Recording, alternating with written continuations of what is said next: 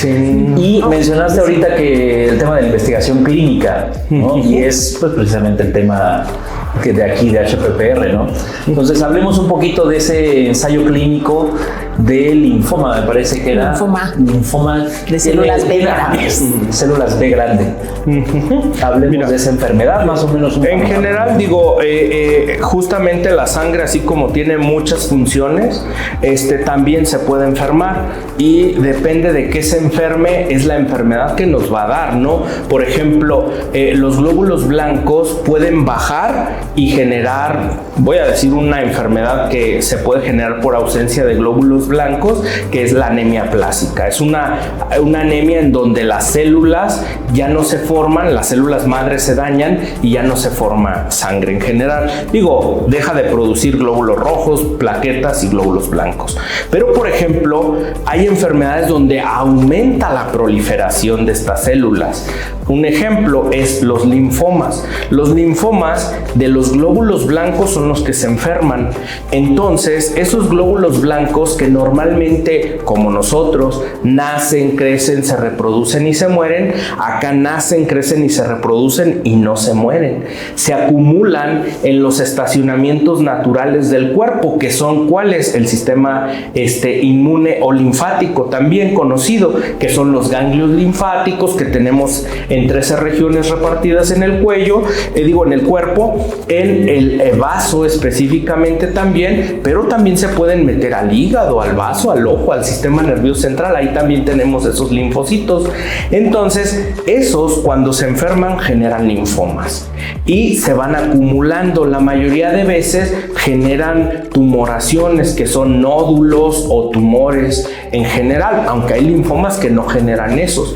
Los que generan ganglios se llaman linfomas nodales, y los que no, justamente que solo afectan la médula, por ejemplo el hígado, esos se llaman no nodales. ¿Sí? Entonces, esos son linfomas que tienen otras características, y de esos hay distintos tipos. Están los linfomas de linfocitos B, los linfomas de linfocitos T, también los linfomas NK. O sea, hay una variedad increíble de linfomas. Los más frecuentes son los B. Más o menos en México, el grupo con el que yo he colaborado ha determinado que 9 de cada 10 linfomas son de estirpe B y solo 1 de cada 10 son de estirpe T.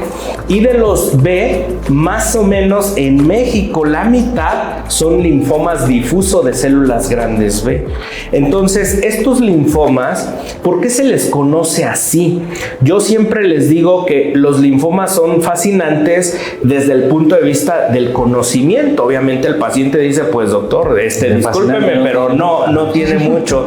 Entonces, ¿por qué? Porque el linfoma, así como en el vaso hay una estructura, la parte que está dentro del vaso corresponde al folículo, la parte del cristal corresponde al manto, y lo que está por fuera se le conoce como zona marginal. ¿Esto por qué es importante? Porque hay linfomas de ese tipo, foliculares, zona marginal o manto. Pero ¿cómo se llama el que bloquea todo o crece de forma desordenada? Difuso. Ese linfoma difuso es el más frecuente, y de esos, desafortunadamente, de cada 100 pacientes con linfoma difuso que se diagnostican, más o menos 6 de cada 60-80% van a tener respuesta a tratamiento, y unos no van a tener respuesta a tratamiento, que son el otro 20-40%. Por eso es que hay que desarrollar metodologías para poder optimizar el tratamiento para estos pacientes. Ahora, una cosa es que el paciente responda ahorita y a través del tiempo sostenga esta respuesta, porque entre el 20 y el 40% de esos pacientes que inicialmente respondieron van a recaer en un lapso de 3 a 5 años. Entonces hay que buscar opciones de tratamiento. Hay distintas. Hoy día, más o menos dentro de las características para primera línea, se están probando el año pasado en la mayoría de los congresos hasta 14 moléculas nuevas. Nosotros tendremos la oportunidad aquí en el centro de probar algunas moléculas. Ya tuvimos tenemos ahora por abrir y vamos a tener en un futuro. ¿Por qué? Porque lo que se está buscando es que ese 20 a 40% se reduzca y la mayoría de los pacientes respondan. Hoy día con metodologías nuevas se está tratando de llevar de incrementar un 10-20%. Entonces, conforme se van probando, la tendencia es a cada vez incrementar más la probabilidad de control de los linfomas, ¿sí? Esos linfomas desde la primera línea, porque ya hemos probado acá en el centro y en el mundo se ha probado la utilidad de estas medicinas, algunas en enfermedad que ya recayó, es decir, que ya lo expusiste a un tratamiento que presenta una recaída y que hay que buscarle opciones de tratamiento. Acá lo estaremos haciendo ya desde etapas más tempranas, y en el centro obviamente estaremos probando moléculas nuevas, porque también ahí se tiene estigmatizado el ensayo clínico, ¿no? Los pacientes y la mayoría de la gente piensa que literal, que son conejillos de indias. Les digo yo que la mayoría de los ensayos que hoy se tienen, sobre todo los de etapas de fase 3, que son los que nosotros casi siempre corremos, o etapas fase 2, hay otras etapas que también se han participado, pero esos ensayos de fase 3, la mayoría lo que tratan de comparar son lo que hoy día se da como el mejor tratamiento en el mundo versus lo que se piensa que es lo mejor ya se probó en etapas previas que superó, al menos en porcentaje, a las mejores terapias, pero ahora hay que comparar 1 a 1 o 1 a 2, etcétera, en mismas condiciones, en misma temporalidad, con mismos métodos de estudio, con los mismos médicos, es decir, con todo lo que puede variar en las mismas condiciones, porque es mejor.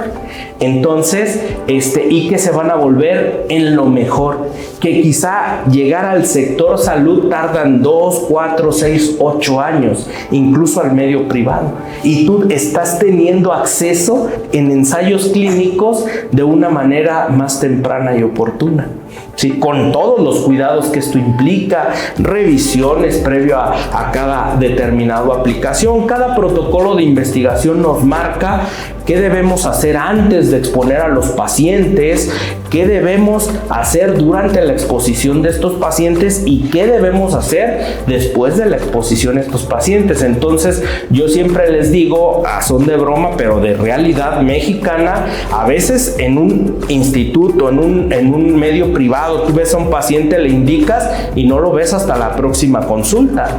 En un ensayo clínico hay temporalidades donde al paciente lo tienes que estar viendo cada determinado tiempo, y los cuidados que vas a tener no van a ser iguales que los que vas a tener ya en experiencia de vida real. Entonces, aquí es donde se gesta ese conocimiento, ¿no? Si tienen linfoma de células B difuso de células grandes B. Así es. Si tienen otra opción, la investigación clínica, aquí en el centro de Health Pharma se estará corriendo ese protocolo próximamente. Entonces, igual pueden mandar mensaje y contactarnos por si requieren de más informes. Más allá de la ciencia, un podcast de Health Pharma Professional Research.